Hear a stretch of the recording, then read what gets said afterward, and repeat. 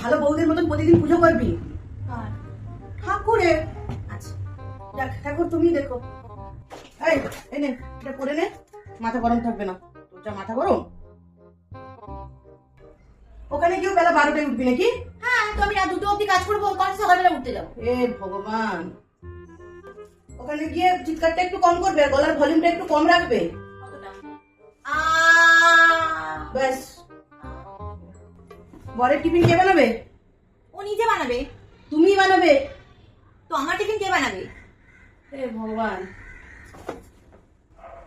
থাম।